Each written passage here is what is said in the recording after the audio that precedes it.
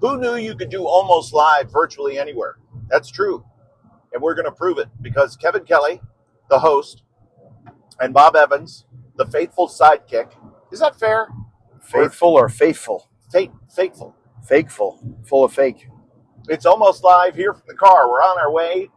It's a big seminar weekend, a big wrestling weekend. We're very excited to bring this to you. First, we want to say thank you to everybody who has been downloading, sharing, liking, subscribing, and becoming part of this Almost Live journey.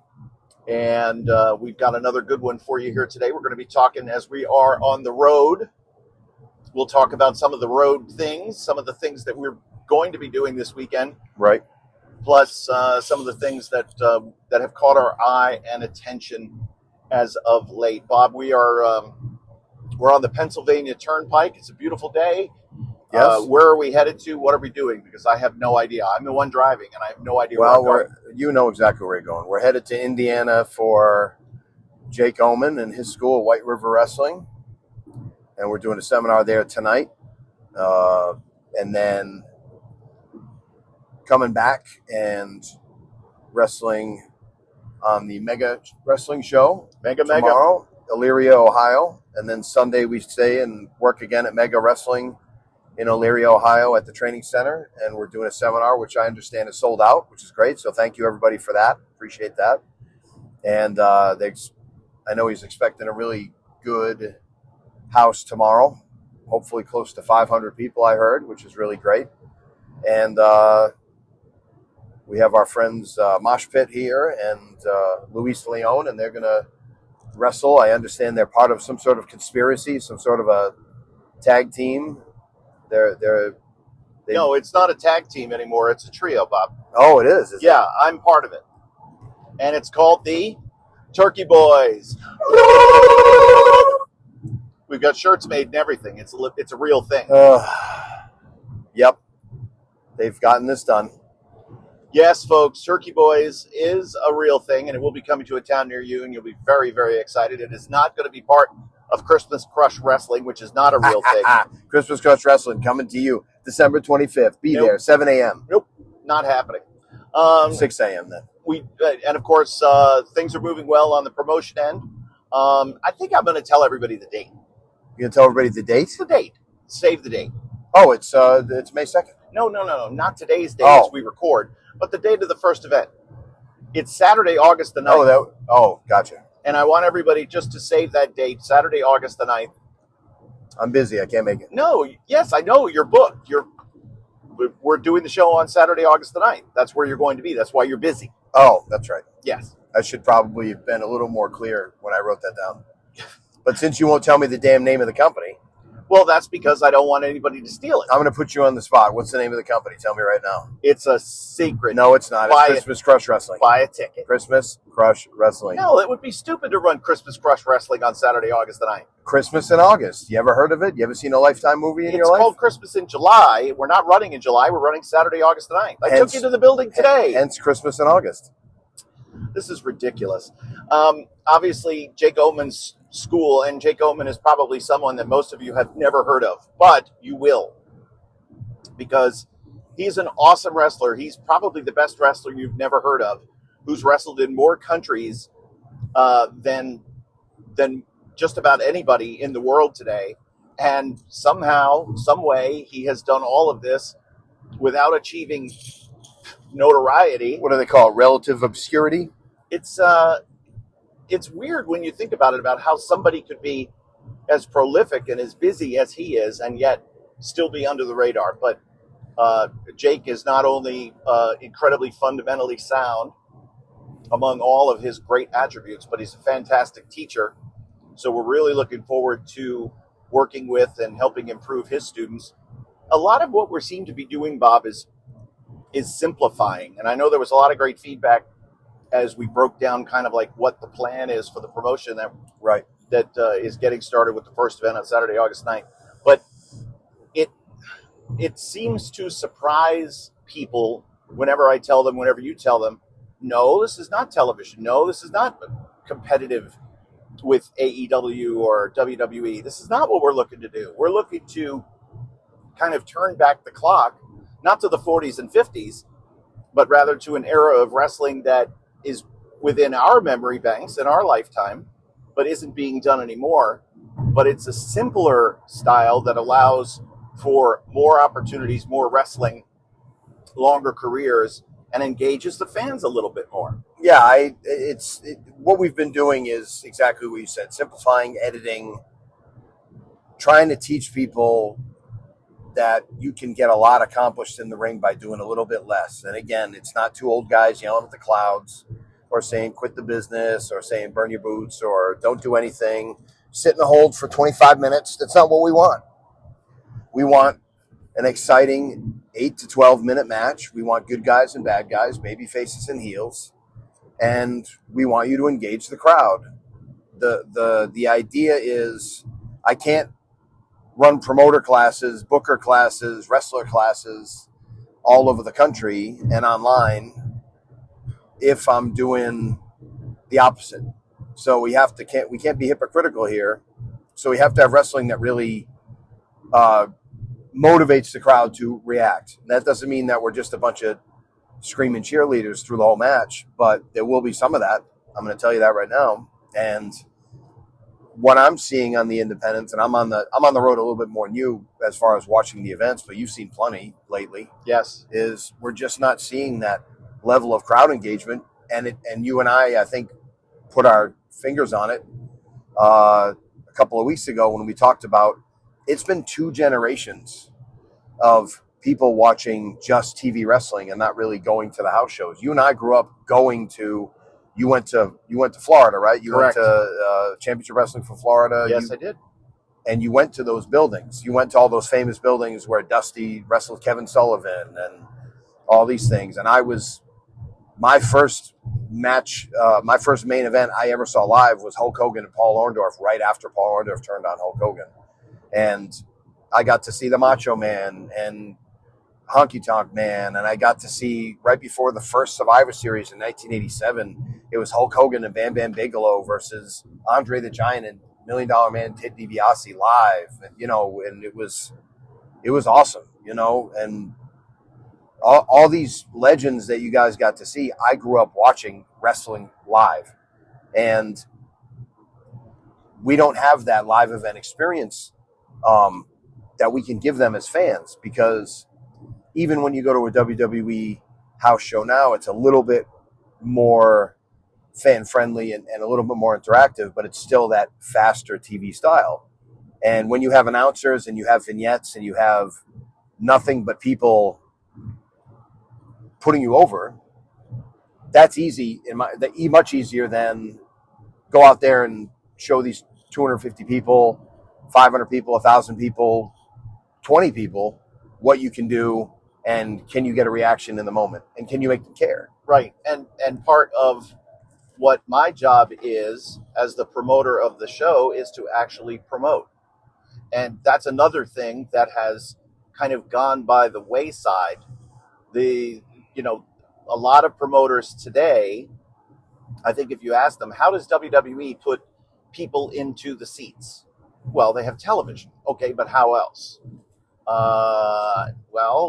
Social media. Yes, it would be social media. Do they have boots on the ground? Do they work these, towns? Do they march it up and down the street? No, but they're in major markets. So what we're going to do is we're going to serve a lot of the markets that wrestling has had a history in, but because of the size of the events that are produced today by the bigger companies, they don't get to these buildings anymore.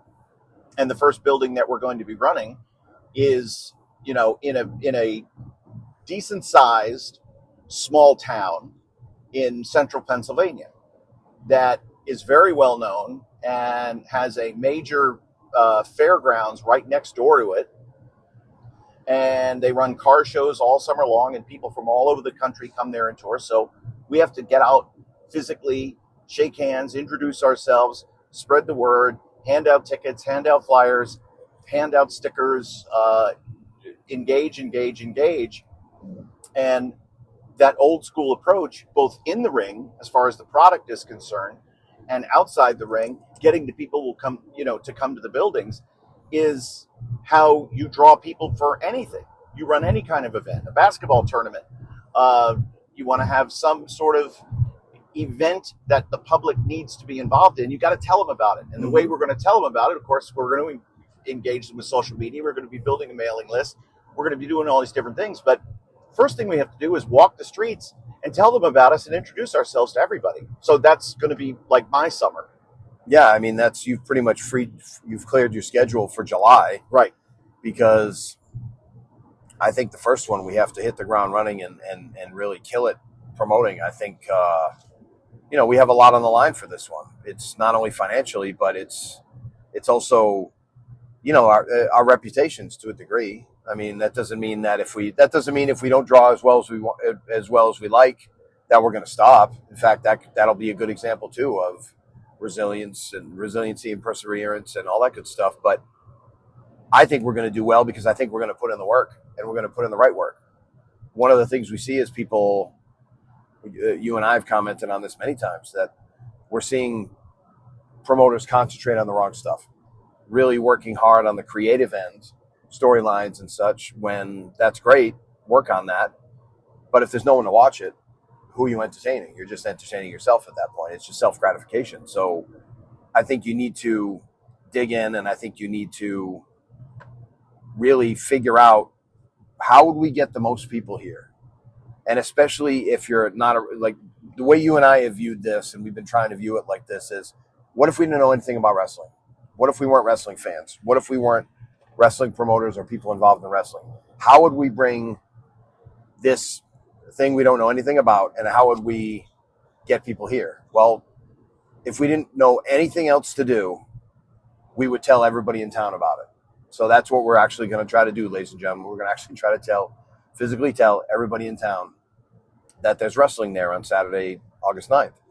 And if that doesn't work, we're going to try a variety of other things as well. But I have a feeling that it's going to work quite well and it's going to be effective.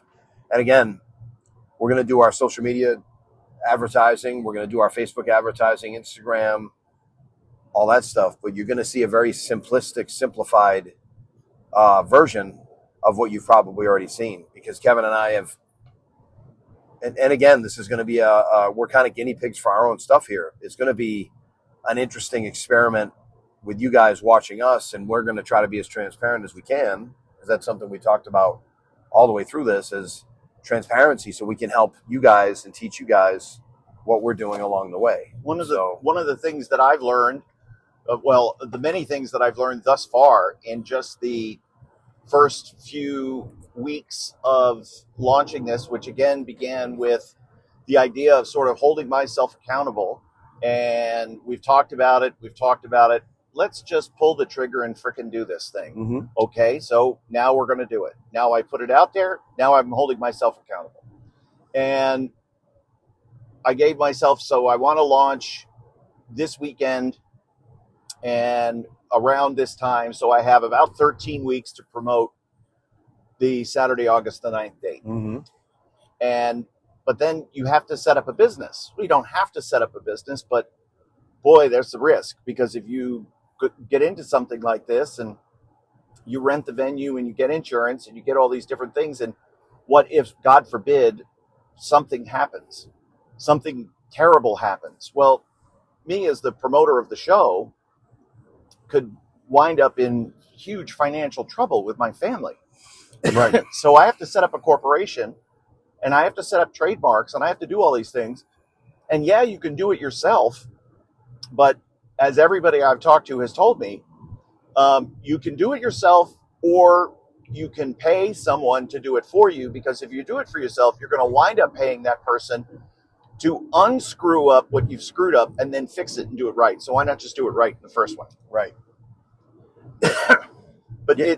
It's learning all of that process and those steps. And, now we've got all of our social media pages built, but we hadn't settled on a logo until just yesterday, Wednesday, and now we've got the logos, and we know what the look of the company is going to be, and the color scheme and all that. And there'll be plenty of different logos to choose from and different designs, but it's all going to be in the same fit and feel of what the company is all about. Mm-hmm.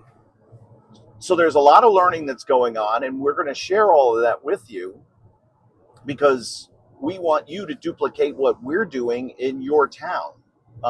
Everybody enjoys going. Everybody has a good time when they go to a WWE event or an AEW event. And TNA is the same thing. I hear good things about when people go to those shows. We want you to continue to go to those, but they're not helping your local high school or your local baseball team or your local fire company raise money. And that's one of the things that we're able to do because we're in the town. I could not raise money in the town, Bob, that you live in, but you could because you know people and you have the connections. And it's the same thing with me. If you're an outsider, it's very difficult to come in and start to tell that story about how you're connected to the local community when you're not. Right. So this really is like a grassroots thing. If you have an interest in promoting wrestling, just wait a little bit and learn from what we're doing, both the good and the bad, because we are going to make mistakes along the way. And then ask us questions and let us help guide you and coach you through the journey and the process of your town. Because here's what we're going to do for our date on Saturday, August the 9th. But that may not work for you in your town because it's your town and things are different. Mm-hmm. So that transparency is key. We have to spread this word and spread this information. We also need to spread the talking points and the philosophy behind the wrestling that we want to produce. And we've been watching a lot of wrestling of late to kind of get ideas and to get feel for what we want. But we're watching matches with some very, very familiar names to our audience, to every audience, right? Like we just watched the tag team title match earlier today where the belts changed hands. Right. It was, and if you want to go back and look at it, it's on YouTube. It's the Dream Team, Greg the Hammer Valentine and Brutus Beefcake before he was Brutus the Barber Beefcake as heels with Lester Stani Valiant as their manager against Barry Windham and Mike Rotundo, the U.S. Express, with Captain Lou as their manager in the Philadelphia Spectrum. And they only showed like the last 2 minutes of the match. But I finally got to see the whole match recently, and I watched it again a couple of times. And it's just, again, when the pros show up, everybody else should be sitting down. And you can tell a lot of it was called on the fly. They had a couple of spots they needed to get to, but a lot of it was called on the fly, and everybody was comfortable. And they were comfortable because they weren't. And again, I really do stress this because I really do go out of my way not to knock what's going on now or knock young people who don't know how to do things yet or older people that don't know how to do things yet. But you can tell that there's a lot of miles. Even Beefcake, who was relatively young and probably the same age as Wyndham and Rotunda were there. Valentine was probably the oldest guy. But they had all had 1,000 matches each before that, or maybe 1,500 matches apiece. So you could tell that they all knew where to stand. They all knew where to be. Even if something was a little wonky, they fixed it, made it work. We really just want people to have a little bit more, I guess, organic. Maybe that's the right way to say it these days. The kids say that, organic, or have a little bit more of an improv feel to it instead of laying out every little single thing, and just kind of being a little bit more in the moment. I've heard this a lot from different people. I know, there's plenty of people that say it, but one of the things they've said is be Buddhist, be in the moment. Mm-hmm. And I think we get lost in that because I know Paul London, who I don't know if he's an actual Buddhist, but I know he's into meditation and things like that, and a real California guy, he's a very open-minded guy and very much a free spirit, a true student of life. Right, and a great guy, but he sounds like a broken down old timer now, which is funny because he was the flippy guy. But Paul London's in great shape, and he's still wrestling, and I think he's almost 50, and still looks good. But again, everything has a purpose, and he could. I remember when he watched our friend Wildman Congo in Canada, and he watched him against Marco Estrada. Yep. And they tore it up, and they were like the second or third match. And he's like, man, that should have been the main event. That was great. And it wasn't anything Paul London was going to do, but he recognized good work when he saw it. So we just want to recognize good work when we see it. And we just want, and it's, by the way, and I think we've mentioned this, it's not going to be for everybody. And that's not us being arrogant. It's actually us being, having humility and realizing that this may not be for everybody. And we have respect for all styles, but there's certain things that we really, really want on our show. And if you can't do it, we're not going to bother booking you because we don't want to put you in an uncomfortable position of not knowing how to do it. And we're not talking about being green. We're talking about people that may have completely different ideas of what a match is. Sure. And that's fine, by the way. And Dr. Tom Pritchard, our great friend, he always talks about flavors of ice cream. And this may not be the flavor of ice cream that motivates you to want to come work with us. That's okay. Right. What we're going to do is we're going to show promoters around the country how they can increase crowds. And Bob's already doing it. And, we're expanding now and doing more of it. If you have your own unique style and you get an opportunity to wrestle in front of 175 people, wouldn't it be better to wrestle in front of 350 or 500 or 1,000? Well, the answer, of course, to that is yes, regardless of style. But that's on the promoter. And that's on the person who is responsible for the show, responsible for bringing you in. Yes, they can ask you to do promos. Yes, they can ask you to help spread the word on social media and tell people that you're going to be there, and hopefully they come and carve time out of their day or their night to come see you wrestle because you're only going to come to this town once a year or so. But it's up to the promoter to be the one who's telling that story to the masses, as it were, even if it is a small town. Right. If you're running wrestling once or twice a year in a town, or if you're running every month, you have to think about the number of people that you have to reach in order to fill that building up.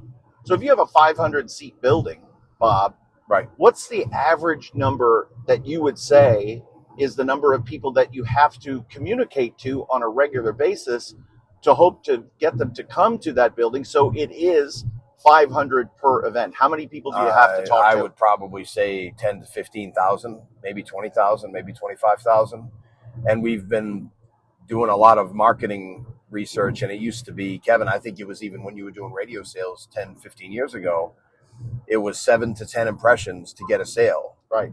Now it's 30, and it's going up because you can just scroll, you can just zip right through, you can fast forward, you can turn it off and never look at it again, you can opt out. There are so many things that you can do to make choices now. You're not sitting stoically in front of the TV waiting for the game or the match to come back on or your TV show. You can either fast forward through it because you're watching it on demand. You can get the no commercial option. You can, after 3 seconds, you can skip it, which is a hint to promoters. Maybe have your call to action right in the beginning too. But there's so many choices to get out of it that you have to hammer it even harder. And one of the things I always recommend when people are asking me about social media and things like that, and we can talk more about that later, but is they think posting once a day is intrusive to people. And I said, I post 10 times a day, and I really should be posting 25 times a day. And I said, I should be using all my options, all my social media things or I should find a program that can post everything to everywhere all at once, right? It's not just a movie. It's a thing. It's a concept.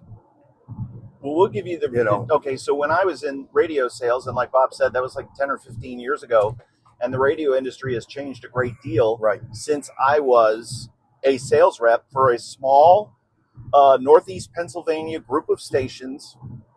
I had 3 main stations that I sold into all the time. And then there were probably 4 or 5 adjacent stations that if the customer wanted to expand beyond our local little area up there in the Stroudsburg region, if they wanted to reach down into the Lehigh Valley, and we had stations for them as well. Now it's big national conglomerates and everybody's joined up, and you could sell across the country very easily as a sales rep. But one of the things that we always talked about, what is the offer? Yes. So what is the offer is not just for radio 10 or 15 years ago or today. What is the offer of your social media engagement post? What's the business of the post? Now, and I always told my radio clients this, are we giving away $1,000 to the next person that walks in the store? Because if we are, then we need to have all of our ads on one day and own the day and tell people the first person that comes into the store at 6 p.m. is going to get $1,000. Well, we're not doing that, Kevin, because I don't have $1,000 to give away. I want to have steady business all the time. Okay, so then what you do is you brand your business all the time, and you get it to where it's in people's minds and in their collective conscience, and you want them to know and hear and see whenever they drive past your building, or they see a billboard, or they see a sign related to your business, or now in this case a social media post related to your business. They will go, oh, I remember that ad, and it all clicks and it all works together. Mm-hmm. So when Bob says post 10 times a day plus, what's the offer? What's the business of the post? And the reason that you want to make sure that you're posting frequently is because frequency spread out over a long period of time is how you build recognition, how people remember you. Yep. And because, again, we have to tell a lot of people who are distracted about your wrestling promotion and the events that you are promoting. We have to tell them over a long period of time because they are distracted, and we have to do it so smartly because their attention span is so severed, so fractured. You've got 3 to 5 to 7 seconds to get that information out there. So it doesn't have to be long.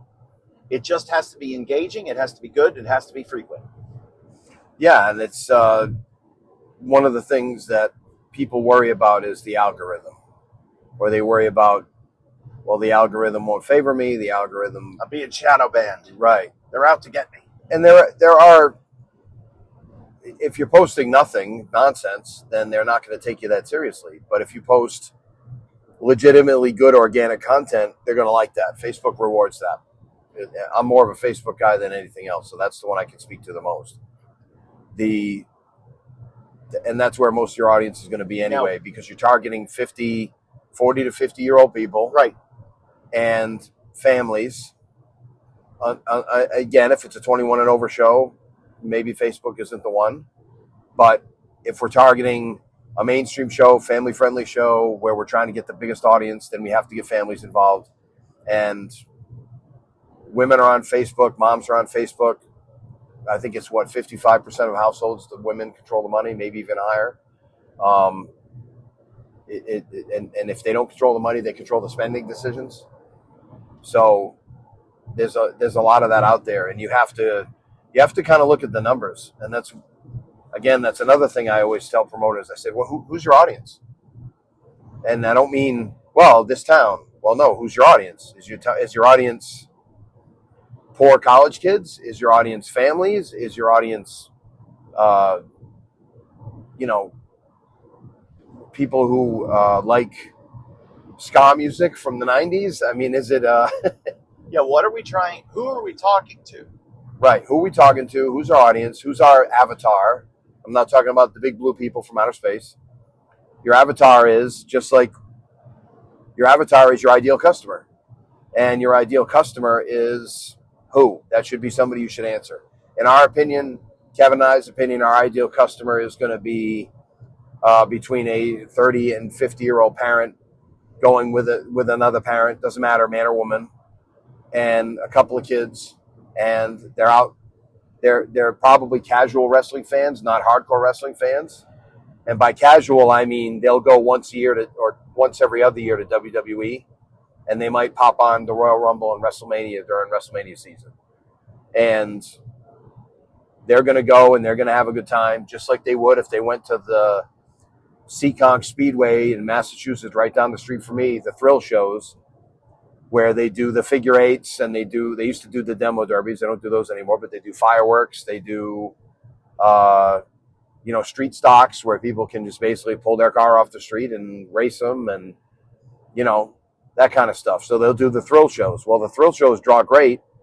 And then when they go back to the regular races draw pretty well. But the thrill shows draw better than everybody because they draw a bigger audience. So expand your audience and figure out who your audience is. Again, if you're one of these 21 and over shows, there's nothing wrong with that. I respect it. You're in a bar. You're going to be a niche of a niche of a niche. Because remember, wrestling is a niche sport. Independent wrestling is a niche of a niche sport. And 21 plus is a niche of a niche of a niche. And you can make that. The riches are in the niches, as they say. Hey. But and you can micro market now where you can get 150, 200 people if you do it right. But again, it's doing it right. And it's targeting your audience. Sure. When you look at Beyond Wrestling and the success they have had over the years now, it was a bar crowd, a young crowd. Everybody was standing around the ring, and it had a vibe and a feel and in a music venue, in a bar. You can also charge higher prices because most of those places are in an urban area. Mm-hmm. So you're a concentrated group of people. Media is very difficult to buy in those markets. If you're running Boston, if you're running Philadelphia, if you're running Cincinnati, Ohio, it's difficult to get in and to be able to afford major market prices. Right. So you have to do it guerrilla style. You've got to embrace the alternative media, a lot of those free publications that are handed out, and think out of the box. It's funny to think about, but what we're doing, because we're running in a very spread out, small town America, it is blue collar America. That's where we're running. Yep. And there's factories, and there's War College, and there's all kinds of things that are around. They have the fairgrounds that draws thousands of people, as I mentioned before, and they do car shows all summer long. So the Camaro show, the Ford Mustang shows, the Corvette shows, that's what they do. So that's kind of the market that we're going to be talking to. Right. And I'm actually looking into buying radio spots on the Country Gold station, which is the oldies of country. And why? Well, yes, on the AM band, it's a very older demo. It's right. 55 plus. But they simulcast on FM. Okay, so if you're scrolling through between the rock station and the top 40 station, if you go through the band, you're going to have that old country song come on. And some people that are fans of modern country music, they also like the older stuff as well. And that's what this station plays. So I have a feeling I'm going to find rates very friendly, and it'll be a good opportunity for us to get some radio done. Right. And be able to talk to a wide group of folks who are casual fans, a little older than our demographic, but adjacent to it. So it's not like I'm trying to talk to the 21-year-old kids by having, I'm not running a bar show by advertising on the oldies country station. That doesn't work. Mm-hmm. Yeah, I think that's and again, we're doing the research we can do, and we're looking into it. And if it doesn't work, we try something else. But we have to try something. And that's, I think, a lot of what we're telling the promoters is we're giving them a lot of permission to go try different things. When I'm going to talk about my Red Sox for a minute here, but one of the reasons the Red Sox won the 2004 World Series was because steroids. Well, yes, that was everybody. But Curt Schilling came in and said, "Why not us? Why? Because there's a curse." That was a book written by a guy who wanted to sell books, Dan Shaughnessy. There's no curse as far as I'm concerned. And they brought in a lot of guys who didn't care about the curse, who weren't afraid of the curse, who were from different areas that just gelled. They had gone through the struggle of losing in the seventh game of the ALCS the year before. So there was certainly a lot of incentive to move ahead and finally get past the Yankees. And remember, the curse really wasn't about winning the World Series. The curse was about beating the Yankees. And once they believed that they could beat the Yankees, and once they won that first game, then the second game, then the third game, as you know, they came back from 3-0 and won all 4 games. And, one of the biggest comebacks in history. It was because they gave themselves permission to believe. And we have to give and this is for all you guys and girls out there. You have to give yourself permission to think you can draw, to think you can sell out. Don't settle for 100 people in a 400-seat building. Those 300 seats cost you money every single time. Go out and say, we're going to sell out every show. And are you going to sell out every show? Probably not. But shouldn't you be in that sellout mode rather than being in the, boy, if we can just make enough to pay everybody, if we can just make enough to keep the lights on? And I really think that's a thing that I've had to wrestle with, pun intended, with promoters, is kind of expanding their minds a little bit as far as, how come you've been running here a long time? How come you're not selling out? And I'm not picking on you, but I want to know why you think you're not selling out. And usually it's a bunch of reasons that really don't have they're more built on emotion than proof. Well, it's just not a good time for wrestling. Well, then why are you running here? Or, our booking isn't that good. But there's nobody here to see your booking. Right. So, our YouTube channel hasn't hit right. Well, there's plenty of people that draw without a YouTube channel or without a huge YouTube channel presence. There's a variety of reasons. Well, people just, it's oversaturated. Okay, points are all the oversaturation. Well, there's 3 shows within 100 miles. And I said, there's 42 local baseball games that are drawing better than you in 50 miles of each other. Mm-hmm. So it's not that. There's always going to be something. But what are the real reasons? And then you ask them what their demographics are of the town, and they don't even know. Or you ask them what the median income is, and they don't even know. And you ask them what the population is, and they don't even know. Or you ask them what their ad spend is, what their cost is to acquire a customer. Customer acquisition cost is a real thing. It's called CAC. It even has a fun little name, right? And if you can't come up with any of those numbers, or you don't even have an idea, or you're not curious about those numbers if you don't know what they are, then you're not in the right direction. And none of that should be scary. If that all sounds weird to you, don't be scared of it. It's demographics are just fancy trying to find your customers, whittle down your customers. And I had and by the way, we're in a tunnel now, so we are. If it sounds different, if we sound tunnely, yes. That's why. We're on our way to Indiana, so we're driving across the Pennsylvania Turnpike. That's right. And we're in one of the famous tunnels. But when you look at the reasons why people, businesses don't draw, change wrestling promotion to restaurant. Yes. Okay? The restaurateur could have the best menu in the world, the best chef, the finest ingredients, the cleanest, crispest linens. And fancy. And fancy. And nobody's going to come. But the McDonald's is packed. Why? Food quality doesn't matter in a situation a lot of times. It's brand recognition. And understanding who your target demo is, and understanding who your potential audience is, and how you reach out to them, and then what your customer acquisition cost is. Now you start to be able to find those opportunities. So yes, it's scary, and it's, a lot of people just throw up their hands and, leave it to the gods to say, well, if God willing, we'll draw. Well, God willing is not a good business strategy. It's a good way to live through life, but God is, always talking about going out and doing things, not just sitting around waiting for us. So you can't just sit around and wait for customers to magically appear at your door, whether you're a restaurateur or whether you're a wrestling promoter. It takes action. And a lot of that action can be scary for people. You want to run a wrestling show. It's something that has always spoken to you and you want to do. But boy, is it scary. Yes, it's scary.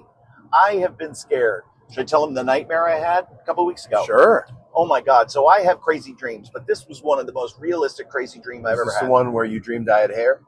No, Kevin Sullivan put that to, he squashed that I think he said it on the Dark Side of the Ring. He did. He said, Kevin Sullivan said in the Dark Side of the Ring that I had no hair. Yeah. Bob Evans has no hair. It was really groundbreaking, salacious information. He died shortly thereafter. Yeah.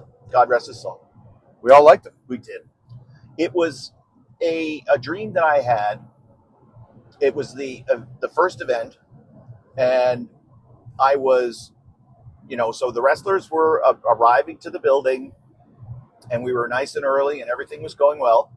And then all of a sudden, Billy Gunn showed up, and he had his sons with him, the Gun Club. He had Austin and Colton with him. And it was, hey, guys, great to see you. What are you doing here? Oh, we came to support you. Oh, thank you so much. They had their stuff. So, are they going to wrestle? I'm thinking this in my dream, in my head. Then, Ricky and Kerry Morton showed up. Hey, we're here to support you. Oh, thank you so much. Dustin Rhodes showed up, and he had 2 or 3 of his students from the Texas Wrestling Academy, and they were all there to support me. Now the panic sets in the dream, because in the dream, I was afraid that I hadn't promoted, and that there wasn't going to be one person to turn up. Oh, no. Now, it's one thing to explain to the guys that you're booking that, hey, listen, I'm reaching into my pocket and I have enough to pay you and everybody on the show. And unfortunately, we had 0 attendance. But I don't have Billy Gunn money. I don't have money for Ricky Morton and Kerry Morton. I don't have money for Dustin. Am I supposed to pay them? And my God, there isn't going to be any people here at this show. And I woke up. So that was the dream that I had. And I'm going to have more of those dreams, I am sure. And there will be some sleepless nights and some worry and some stress up until bell time. And then after it's all over, I'll finally exhale a little bit. And then win or lose, we get right back to work on Monday. We take Sunday off. And we go right back to work on Monday, figuring out what we did right, what we did wrong, how we can do things better, and what do we need to do to improve upon our efforts here for this first event on all the events that we run afterward. Yeah. And that's the life of a promoter. If you're not doing the promoting, then what are you? Are you a creative person? I'm a creative writer in wrestling. Well, nobody comes to see your shows, so you're just writing fan fiction, which is okay. If you just want to write fan fiction, that's cool. So that's kind of where my head is at. And by the way, guys, if you don't agree with this, you don't have to do it. And that's not that is a completely non-passive aggressive statement. If you don't vibe with this, if you think it's nonsense or talking ragtime, as we say, then don't do it. Do it your way, and I hope you succeed and teach us something. That's fine. Completely non-passive aggressive statement. All right, so you said something earlier. Now, we've talked a lot about the formation of this promotion and how it's going to work and right. Fit, form, feel. But I want to ask you, as the guy who is going to be, the matchmaker, the booker. Oh, I thought you were going to say the Bill Parcells shopping for the groceries. Well, you're shopping for the groceries because you're asked to cook the meal. How important, as you're picking athletes, do you balance, I know this person can do the style that I want them to do because I've seen them do it. Right. I've been hands-on with them. I've trained them.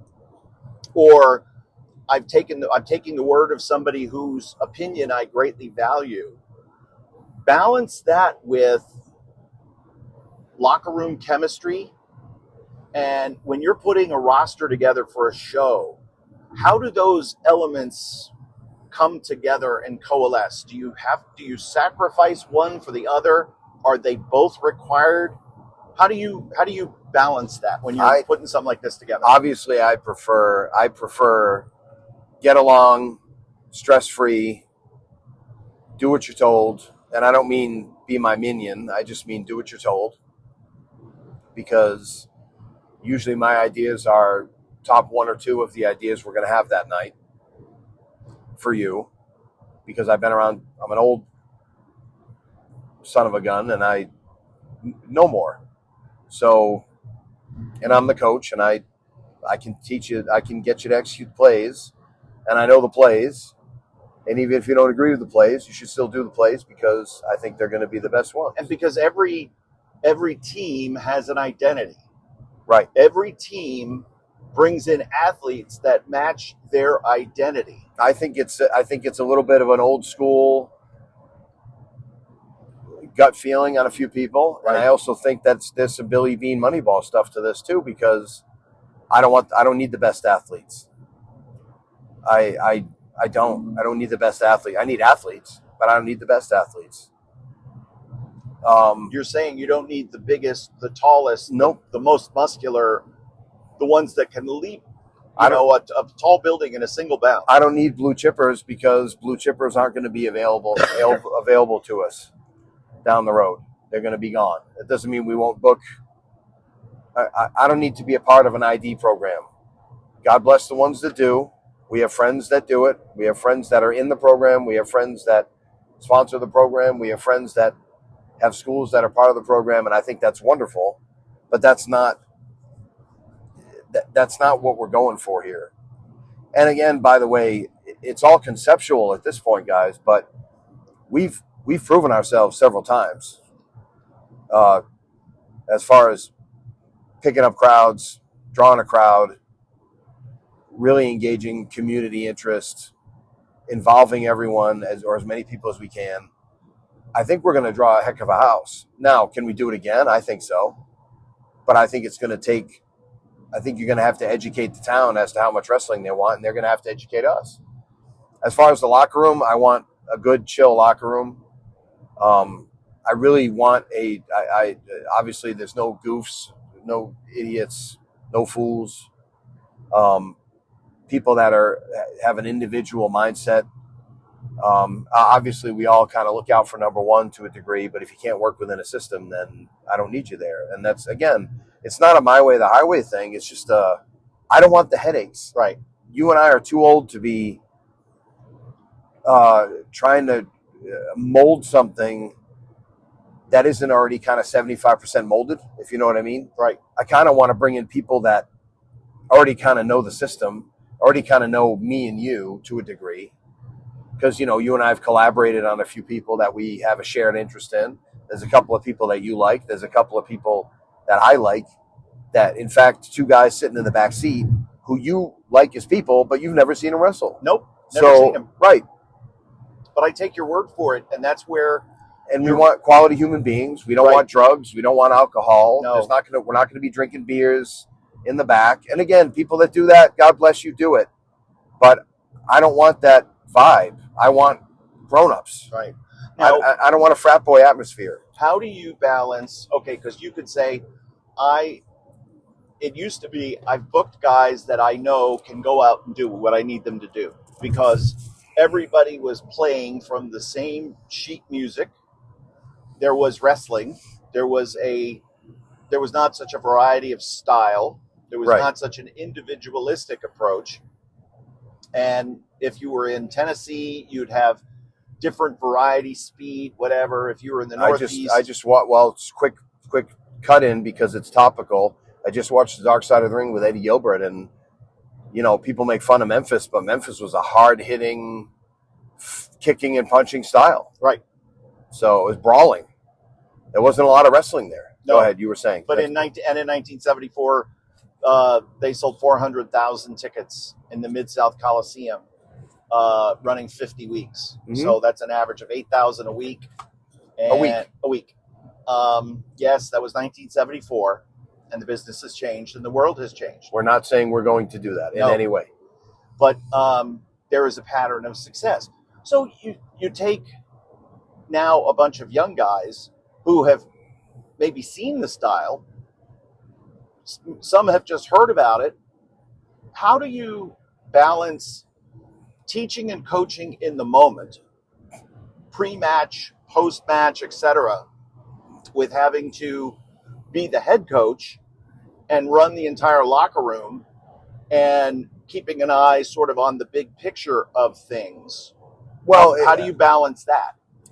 I think this is going to be easy because we're looking at, right now we're looking at running maybe 2 or 3 shows till the end of the year. Right. So it's not an aggressive schedule. If something happens where we pick the schedule up, then we pick the schedule up. The idea eventually would be to delegate the show so it runs itself, because once you kind of show people what you want and what you need as far as style goes, the show will basically run itself anyway. And I also told you, and when I was talking to Andy about it before, and Andy said it in a different way, but he said it exactly like we said it. He said, I don't understand why these promoters put so much pressure on themselves to do all the tactile stuff that everyone else can do, especially when they're yelling at the guys to set up the ring and all that stuff. Like, they should be freed up to do the owner work, to do the promoter work. And that's the first thing I said to you. I said, I'm in, but I'm not setting up. Unless there's a fire or unless, everybody breaks their leg at one time, I'm not setting up a ring. I'm not setting up lights. I'm not going to be sitting there wrenching on something at 6:30 for a 7 o'clock show or a 5:30 for a 6 o'clock show. I'm not. The headaches I deal with are going to be my headaches and our headaches rather than other headaches that people can take care of. Right. And that's part of letting go. That's something I would not have let go of years ago, but I've seen it work, and I've seen it successful in other places. It's one of the things that some of the most successful promoters have taught me. You and I were there watching AML, our friends in North Carolina, Winston-Salem area, Tracy Myers and Brian Hawks. Tracy Myers and Brian Hawks are not afraid to roll up their sleeves and set up a ring any time of day. They've set up hundreds of rings, no issues. But they're worth much more money than us owners. Yeah. And they're doing the owner stuff. They're greeting people. They're directing people. They're making sure the talent is taken care of. They're making sure that the celebrity names that they had come in are being taken care of. This is all stuff that owners should be doing. And if we're loosening and tightening the top turnbuckle to make it just so, when we have 8 people that we taught how to do that, then we're wasting our time, and we're doing non-owner stuff when we should be doing the owner stuff. Again, that all plays into what you said, developing a vibe. I think the vibe will take care of itself. Yeah. I've never had a problem when I ran my shows years ago. I never had a problem with we had some issues, and that was a challenge to leadership to me, but I fixed it and it went away. So the other issues were small. There were always, look, it's show business, right? It's sports. There's always going to be egos. There's always going to be, why did this person get a push and I didn't get a push? My whole thing is, we want to have a good show. We want to, obviously we'll have people a little higher on the card than others, but I think it's going to be a balanced show where we're not really going to rely on 1 or 2 matches to draw. And I don't know if we'll ever even get to the point where we're going to be running serious angles or anything, but everybody will be empowered to do what they do best under our watch in a probably a little bit more streamlined, simplistic way. We're going to try to pay them as well as they've ever been paid, aside from maybe national TV. We're going to try to take care of them the best we can. A lot of the stuff, the frustrations that independent wrestlers have come to us with, and I've been through as an independent wrestler and you've been through as a talent, we're going to kind of try to squash those pain points as soon as we can. And a lot of the stuff for the on the other side, the customer service aspect, the shows are going to be shorter. Yep. Not a ripoff, not short. We're going to lead people to make buying decisions. That doesn't mean it's going to be just capitalism, but we learn lessons from Disney and Warner Brothers and Universal and Knott's Berry Farms when we go on vacation.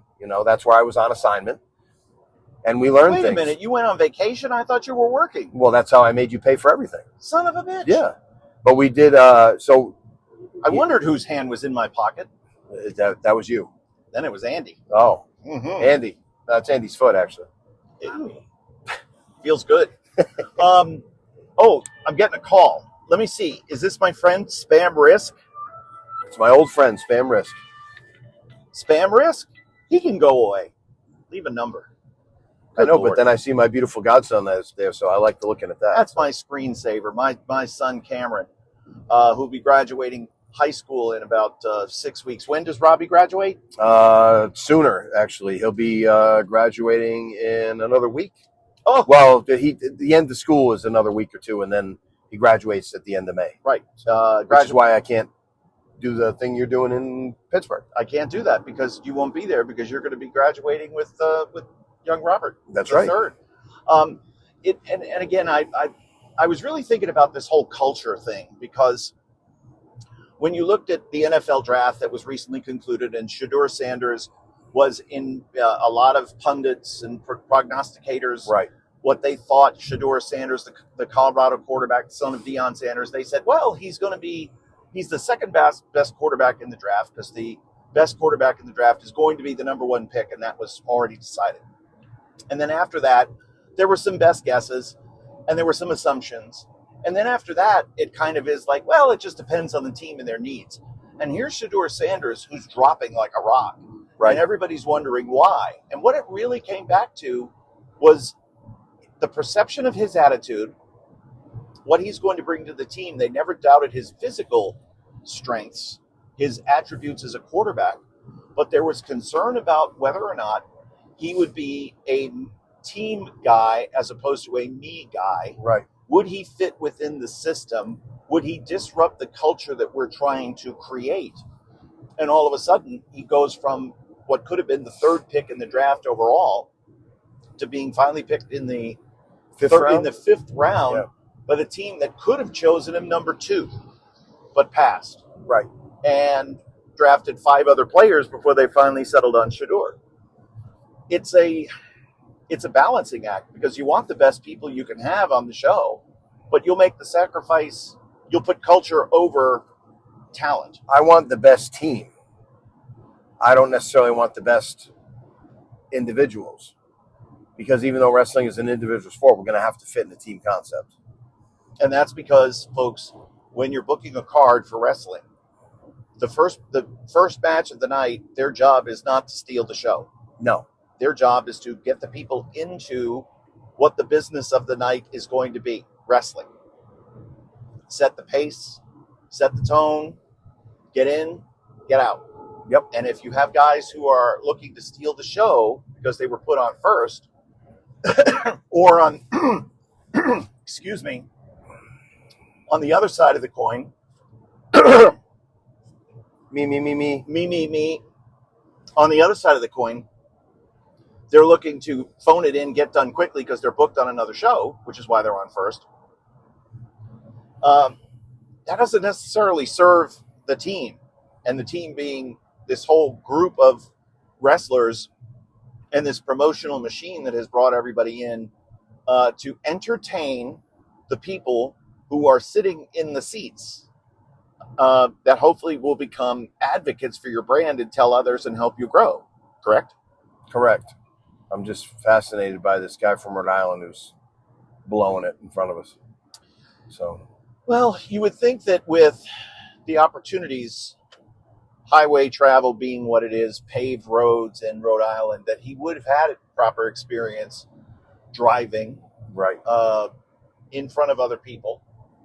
Oh, she's 90. Do we give her a pass? No, Well, you winked at her. I mean, does that count? because she's 90. Hello. Yeah. You like younger women. I do. Hey, wait a minute. So that's a little bit about our kind of philosophies on wrestling. And this is not a one size fits all conversation, as we have said throughout. If you think that what we're saying is a bunch of nonsense, then we agree with you. Yes. And if you agree with us and you're going to do everything that we say, we agree with you. There's no wrong in any of this. Oh. And we're just sick of having strong opinions that we think are. And look, again, I will defer to maybe there's some nattering nabobs of negativity. Oh, the nattering nabobs of negativity? They're out. No, but we've had generally positive feedback. But I'm sure there's some people in the shadows or just quietly to themselves saying this isn't going to work. And you know what? Again, it's a concept right now. We strongly feel that, and we have for a long time, that we strongly feel that we have a concept that's going to work, and it's going to do great. And we've done versions of it in other places where it has been fairly successful. But we went up against some roadblocks that we couldn't control because we didn't own the company. Right. Well, that obstacle has been removed. So now we pretty much have free reign to do what we want to do, the way we want to do it, with no pushback, aside from pushing back with each other. And that's fine, because that's still ours. Right. So it's our toy. We're going to play with it, and we're going to do the best we can with it.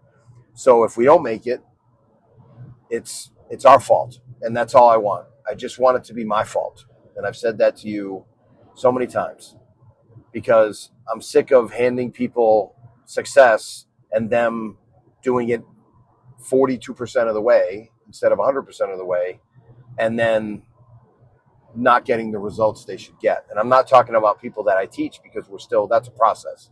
I'm talking about people that I've worked for, where I've said, hey, this is what we should be doing. And they say, that's a great idea. And then they don't execute the plan as well as I'd like them to. And they don't get the results. Right. The yeah guys. Right. So now, if it doesn't get done, it's on us instead of someone else. And the most successful, I go back to the restaurant analogy. Sure. The most successful restaurateurs can open a new restaurant, have done all the research, have set everything up for success. They've done everything right. And for whatever reason, it just didn't work. Mm-hmm. And they close. Things happen. Yep. And that might be what happens with this. We might do this. We might have some success. And then things can change. Things can come up. You know, it was a year ago, Bob, that I took a little sabbatical. Really? From Polite Society, yes. And I didn't remember that until you just brought it up. Yeah, and again, some of those things happen. It's real life. Yeah. So there can be real life factors, but it won't be with a bunch of excuses. Well, you know, we tried and it didn't really. No, it'll be a conscious decision to do this or not do it, which it was. And it'll be a conscious decision to continue. We know this is going to be successful. Whether it meets your standard of success, well, your size may vary. But we're really excited about where all this is. We have a logo now, Bob. I know. I've seen it. Yeah. Who showed you? You did. Oh, that's right. Yeah, we have a logo, and a logo done by a famous person.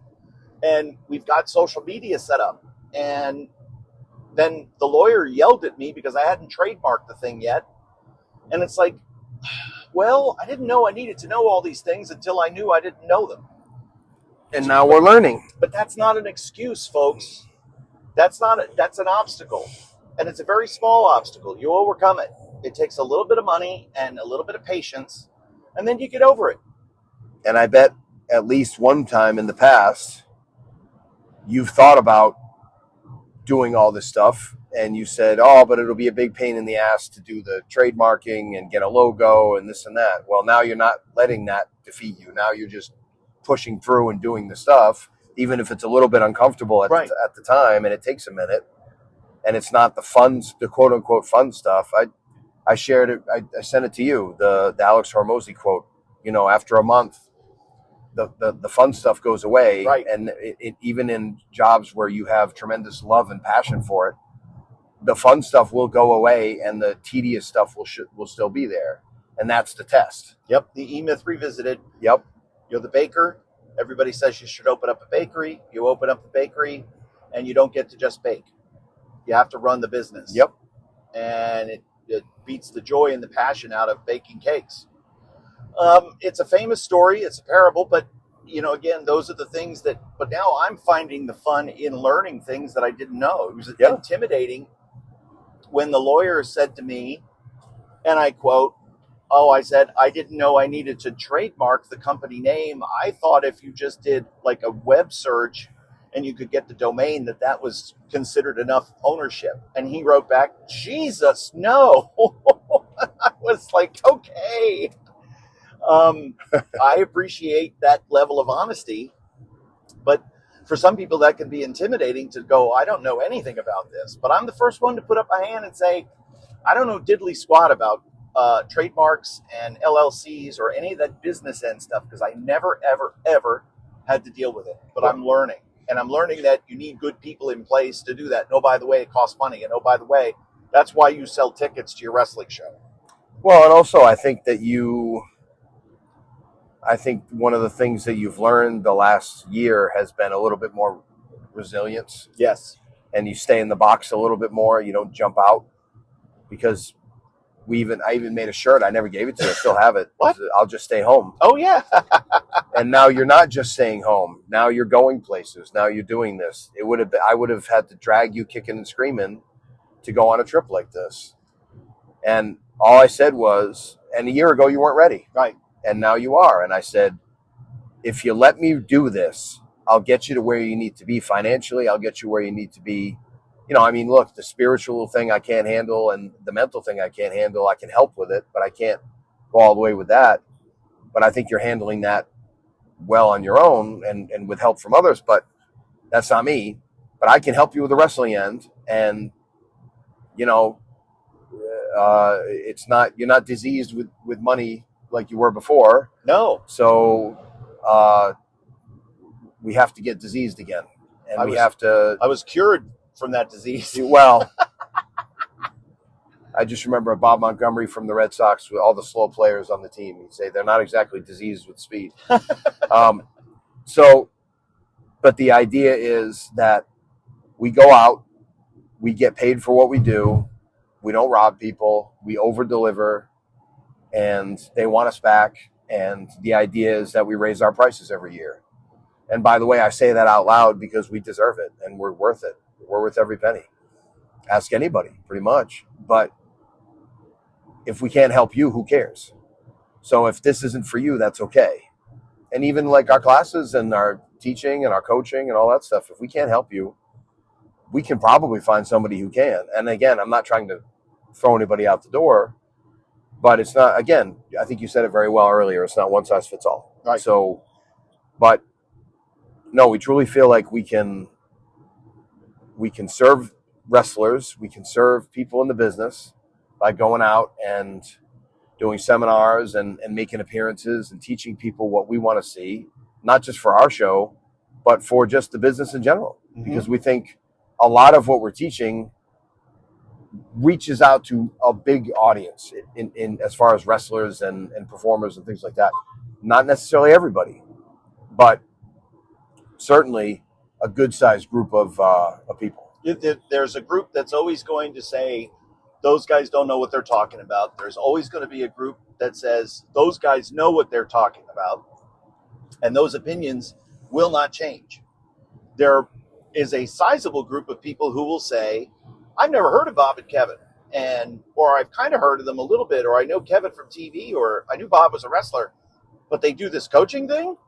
That's the scary part, is we're just scratching the surface on Yep. getting out and meeting people and talking to, on this trip this weekend. I'm meeting brand new people, but these are people that you know. These are relationships you've had for years. And again, when I started the Hangs with Bob thing in 2015 and 2016, I had a mantra, and I learned it from Jimmy Kimmel. Adam Carolla said Jimmy Kimmel was the best at introducing his friends to his other friends so that they'd be friends too. So I just want my friends to be friends with my friends. That's it. And I just want relationships. We talked about this a couple of years ago when we went to Canada. That could have been a very lucrative, in my opinion, a very lucrative relationship between a couple of different companies, but everybody wasn't there yet. Right. They didn't see my vision. And I'm not saying that I'm some big visionary, because all I'm doing is trying to get people to the table to do deals. But sometimes people aren't ready to do deals. Send a carload here, trade talent here, do this, do that, meet this person. You need to meet this person because they're doing the same thing you're doing.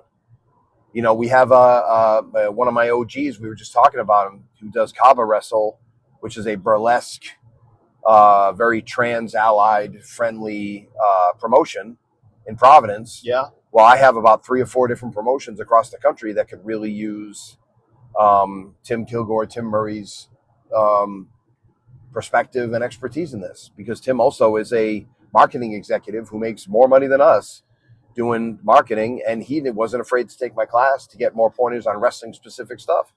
But these are people I can kind of meet with, and creative types, and 3-2-1 Battle really effed it up and soured their reputation, but there were still a lot of good people that came from that environment. Boy, they could help people in that space. Yeah. And why aren't we using these people as resources? There were people that when the business was down 10, 12 years ago, were drawing 500-600 people. What were they doing? And imagine if they were doing that now when the business is twice as popular as it was even 10 years ago, right? There's good people everywhere. When I think about AJ Kirsch, who was the announcer for a long, long time with Hood Slam. Yep.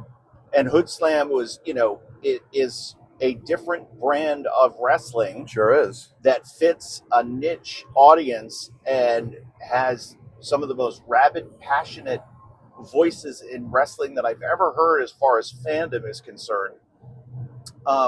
And what great talent. Mansoor came from there. I mean, just a lot of tremendous wrestling talent. Yeah. Shotzi used to wrestle there all the time. Yeah, and so those types of people know something, folks, and they're different than me and Bob, because Bob and I are in our 50s and we're married and we have not to each other anymore.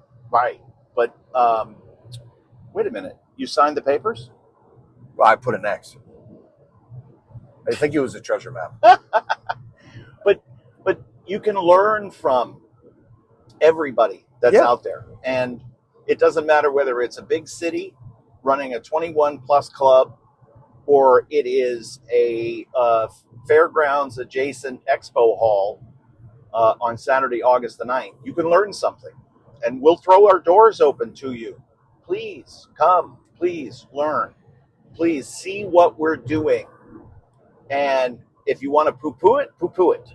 But if you want to take notes and learn and say, how can I duplicate some of this success? What are the things that I can do for my area? Well, that's where the conversation starts with me and Bob. And where even if you don't like the style, you should still ask about, and this is anybody, this isn't us. This is stuff that has really helped me. A lot of the stuff I teach you guys was taught to me by other people and stuff I observed. What are these people doing to draw a crowd? Mm-hmm. That should be the first question you ask. And if promoter, in my opinion, when you're a wrestler, you start the conversation of how are you drawing? What do you do? Even if you're just a wrestler, how are you drawing? What can I do to help you sell tickets? What can I do and not in a kiss ass way. What can you do? Are you from the town? Can you directly sell tickets, or can you share it a lot of times? Can you set up a promo code? Are you close enough to do postering? Things like that. Stuff that you can do to directly affect the environment. Or is it just a conversation starter where you go, how's the house? wrestlers who are concerned about attendance, it's not just a promoter game. Obviously, a lot of wrestlers want to become promoters too. But if you're a promoter, if you're a wrestler, you should be doing that just to help serve the promoter. But if you're a promoter, and even if it's kind of wrestling you don't like, and you see 1,000 people out there, you go, what the hell did they do? Well, they had a barbed wire baseball bat. Okay, but they do that every show. Yeah. So what did they do to get people there? Because, yes, when the people showed up, they were probably excited that there was a barbed wire baseball bat match. But I guarantee that 1,000 people at this hypothetical show, I bet 250 people knew about the baseball bat and the rest of them didn't. So how did they show up? AJ Kirsch told me several times about Hood Slam's success that a lot of people would come not knowing what it was. Yeah. They had no idea. Right. Oh, this is wrestling.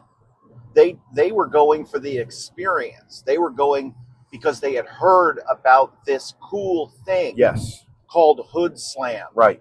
But they hadn't put two and two together that this was a version of professional wrestling until they got there. And then they were screaming their lungs out because they were so engaged with the product, because the venue was right, the vibe was right, the audience was right, the talent was right, everything was right to get the reaction from the people who came, even when they didn't know what it was. Yeah. And that's it, right? Who cares about the creative? The creative will speak for itself when you get there. Every great promoter never looked in the ring and said, oh, look at this fantastic match. They looked at the seats and how full were they. And if they weren't full, they didn't care how good the wrestling was. They changed bookers. Exactly. And when I was booking and promoting, I almost never saw anything that was in the ring. That's one of the reasons why I was very specific to you as to what responsibilities I wanted, because I want to be able to watch the show. Right. But again, you want to have a good show compared to a bad show. But if it's a so-so show with 1,000 people, then that's a lot better show than a great show with 85 people. Mm-hmm.